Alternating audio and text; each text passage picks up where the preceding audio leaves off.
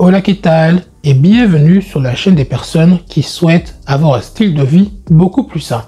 Et dans cette vidéo, j'aimerais répondre à une question que certaines personnes se posent qui est: est-ce qu'il est bon de manger la peau des aliments? Et oui, parce qu'il y a des personnes, par exemple, quand ils voient une pomme, ils se demandent: mais est-ce que je peux manger la peau de cette pomme? Est-ce que je peux manger la peau de cette poire? Et bah c'est ce à quoi je vais répondre dans cette vidéo.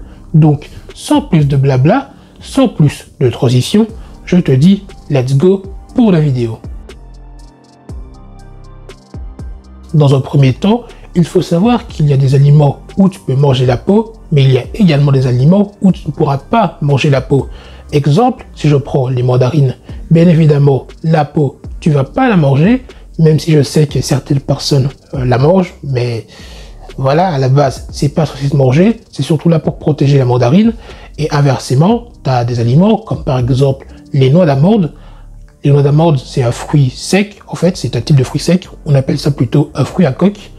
Et en fait, dans la peau des noix d'amande, c'est là que tu vas retrouver le plus d'antioxydants, qui, je le rappelle, sont les protecteurs de notre corps. Après, je sais que le principal inconvénient des fruits, ce qui fait le plus peur aux gens de façon générale, c'est la contamination par les pesticides. Si c'est quelque chose qui te fait peur, tu as deux façons de réagir à cela. Soit tu fais pousser tes fruits toi-même dans ton jardin. Exemple, si je prends mon cas, je sais que dans mon jardin, on a un framboisier, un cerisier, on a également un pommier. Ou alors tu optes pour du bio, parce que théoriquement, le bio n'est pas censé être en contact avec des pesticides. Donc tu vas chez ton fermier, chez ton agriculteur local, et peut-être que ça pourra te rassurer par rapport au fait de consommer des fruits avec leur peau. Parce que des fois, c'est dans la peau que tu vas retrouver le plus de nutriments, et ce serait dommage de gâcher tout ça. Ok, il y a encore quelques secondes, quelques minutes d'ici, je te disais que si tu avais peur des pesticides, tu avais deux façons de contrer cela.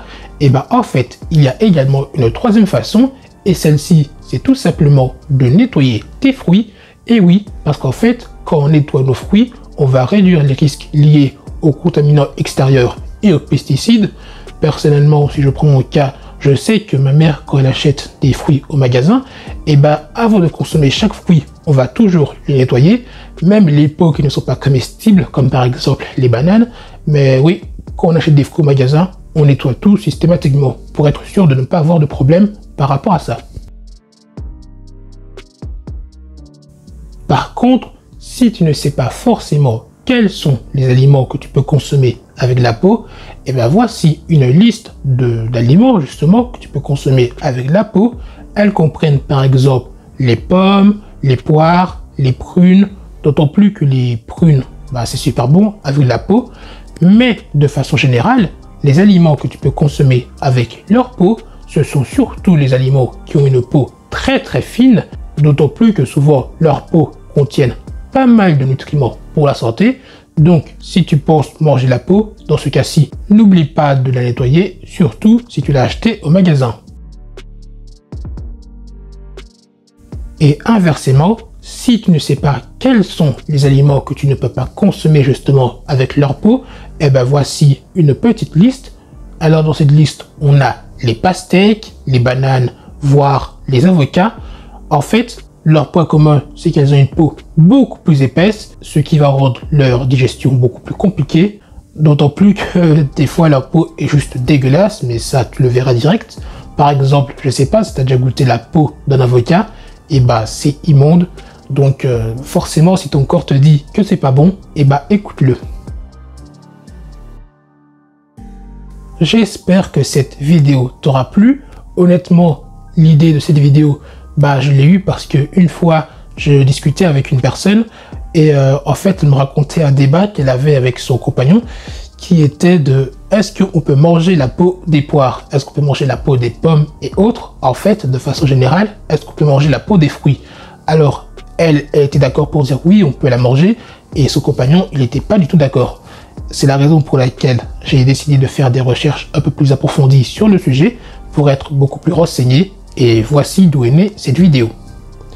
D'ailleurs, si ce type de contenu t'intéresse, sache que j'ai une newsletter où j'aborde beaucoup plus souvent ce type de sujet.